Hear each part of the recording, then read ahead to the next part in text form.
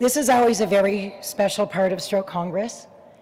For many years, we've been having the opportunity to acknowledge some and celebrate some of our community who have accomplished so much and worked so hard for stroke over their careers and their lives.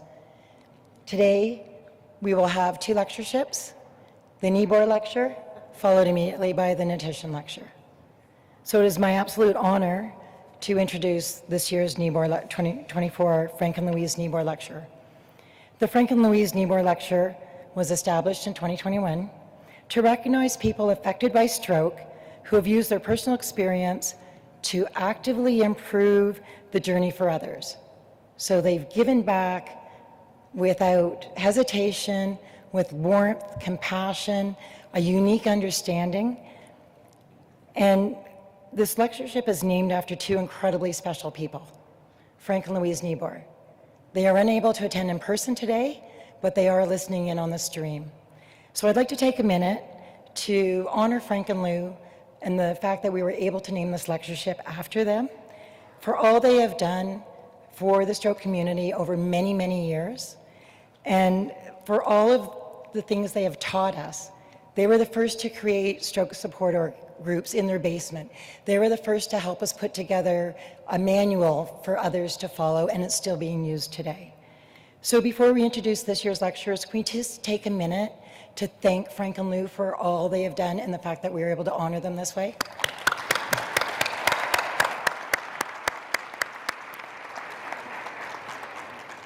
Thank you for that. So it is now my pleasure to introduce the 2024 Frank and Louise Nieboer Lecture. This year's recipients are Larry and Sandie Varcoe.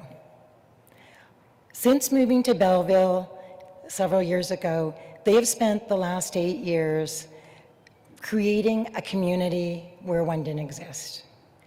They have created peer support, they have created friendship, and they have created education, and they have been absolute catalysts for putting structure in place where there was none.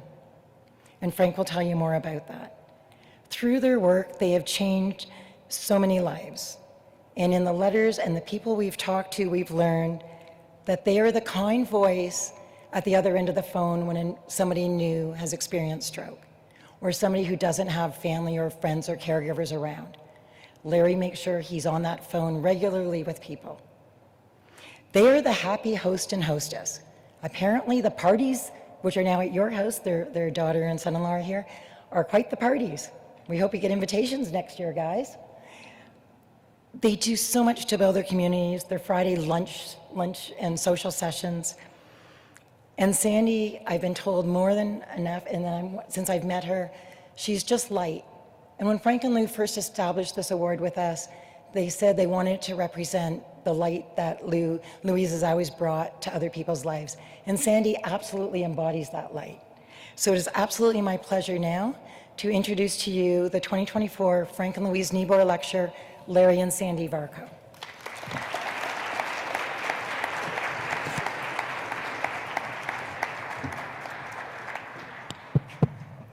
Put the break on, okay? Okay, this is the microphone for Sandie. Okay, thanks. And that's for Sandie. Thank you. Thank you very much, Patrice. We appreciate all the kind words. Before we share some of the story that our involvement is with the stroke group in Belleville, Ontario, we would like to take this time to thank Frank and Louise Nieboer, the Heart and Stroke, the Canadian Stroke Consortium, Canadian Neurological Sciences Federation, and the CanStroke Recovery Trials Platform. Sandie and I are honored to have been selected for the award and to represent the people that we work with in our region and all survivors and caregivers across Canada. Sharing some of the things that we have learned with heart and stroke and aphasia, we believe will be helpful. First sitting beside me, I was going to say standing, first sitting beside me is my wife of 57 years. What's your name? Sandra. Sandra, that's right. And how many years have you been a stroke survivor? One. What? Right. Sandie has been a stroke survivor for 38 years. And as you can see right now, as she's sitting there, Sandie suffers from global aphasia, and her speech is very minimal. And right now she's getting over a cold, so she's a little hoarse. I'm going to use some notes. I got everything condensed here. If we said everything, our entire story, whatnot, we'd be here for a couple days. it's quite intense. We are heavily involved with the stroke group. And so I'm just going to share some of the things that we do and what we're involved with. But Sandie in 1986 was taken to the hospital originally with 5 brain aneurysms. Shortly after entering the hospital, she had a major stroke, a hemorrhagic stroke with a rupturing of the basilar artery. And for the next 14 months, she was in recovery. But after nearly 14 months in the hospital, the aneurysms finally got clipped, and with a lot of physio, she finally came home. And for the next 30 years of our story we publish is really about putting our lives back together.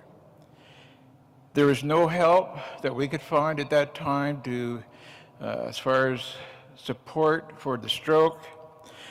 So we'll move on to the past 8 years where our involvement with the stroke group started back in August of 2016. And our first meeting that we attended, we were the only ones there. Great start. But there was an aphasia group going on next door that was connected with a support group. And we decided to get Sandie involved with the aphasia group. And together, and I got together with the stroke coordinator, she was brand new at the time, and we sat down with her and reviewed her ideas and found that she was very ambitious, so we decided to get involved with her.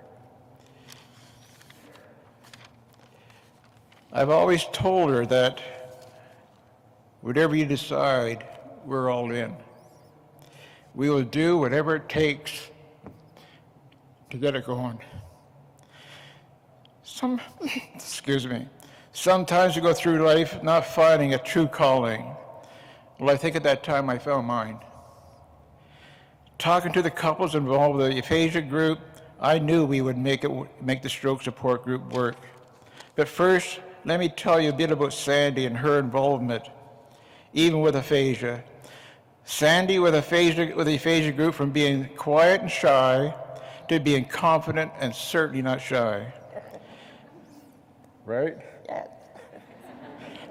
In our community that stretches from Trenton to Kingston, Ontario, Sandie is known throughout the area as the Sunshine Girl. Smiling and full of energy, and she is one of the first ones to reach out with new survivors and caregivers to welcome them, even with aphasia. She is a positive inspiration to those who are dealing with fear and desperation and death and depression. They see her as a 38-year stroke survivor, full of life and energy that beat all odds for survival. And they are inspired to do the same. She takes away their fear of having another stroke and even dying from one. Many times she reaches out to new survivors and caregivers and welcomes them and lets them know it's going to be okay. She even teaches them how to knit with one hand. Even with a limited speech, she has found a way to connect, and we have found that survivors dealing with aphasia, they just want to be heard. It shows, if given a chance, that even when you have aphasia, you can make a difference. They don't want to be excluded. They want to be part of the conversation. They can communicate, maybe with an iPad, pen and paper, or gestures. So please don't ignore them. And our goal now is, and always will be, to welcome new people, work with the current people we are involved with right now, and direct them to their needs, help eliminate their fears, and put a smile on their face, get them out of their homes to eliminate depression that they're going through.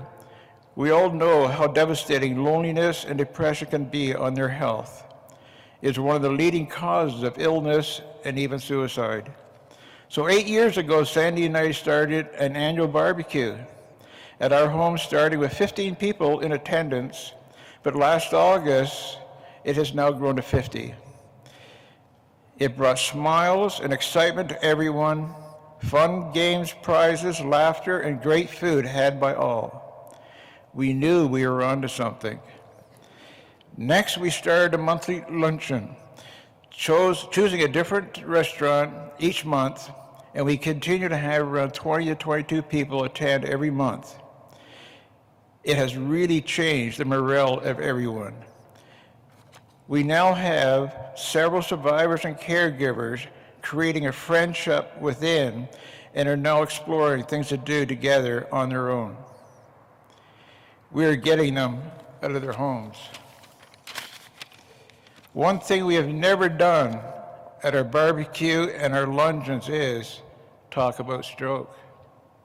It's not about stroke.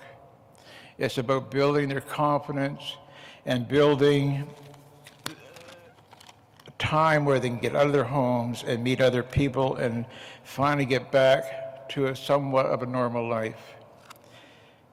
In the 8 years we have started working with Lorraine, our stroke support group has grown to well over 100 people. We have a community of groups all over the region providing guidance and support. We also have a strong connection with our hospital, providing info packs for new survivors and one for caregivers. We have on Thursdays, 2 to 3 of our group members go to the hospital to meet with new survivors and let them know we're there to help when they leave the hospital. And I work as much as possible with caregivers to help them understand the new responsibilities that's in front of them. And I also keep an eye on anyone that's going through a rough time and try to help.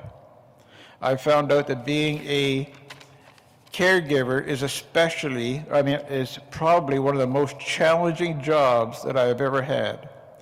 You're going to be wearing a lot of hats and taking on a lot more responsibility. There's days you're going to be going 24/7 and without pay.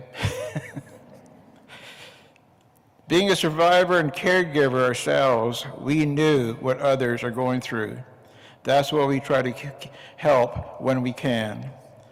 I call many of on a regular basis whenever I can to see how they're doing. We've taken some out for lunch, just for a coffee when they see they're down, and to get them cheered up again. In a couple of weeks, we're going to be having a Christmas social that we've been having for the last several years. There will be well over 100, all singing, dancing, eating, and having an amazing time, and even getting their pictures taken with Mr. and Mrs. Claus. Finally, one piece of advice I'd like to share with new survivors and caregivers that we were given is to sit down with your partner and communicate and get to know that there's going to be a different path once you get home. Your new normal is going to be a bit different. Sometimes going home and picking up where you left off isn't going to work. With the limited amount of time we have, I'd like to quickly share some things that we have learned from being involved with survivors and caregivers. You'll find every survivor and caregiver is different. Their needs and their values are different, so your approach needs also to be different. Try to connect and make them feel welcome and relaxed. Don't assume you have all the answers. Don't be afraid to ask them what they need. Don't just preach to them. And I have found when you get to know them a bit, humor can have a strong impact. And sometimes just the smallest piece of advice can have a huge impact with people. Finally, caregivers, take time for yourself. Don't get burnt out. Remember, your survivor needs you. Stay strong and healthy. And I have mentioned the community a few times because it really does take a community of people working together to make a real difference.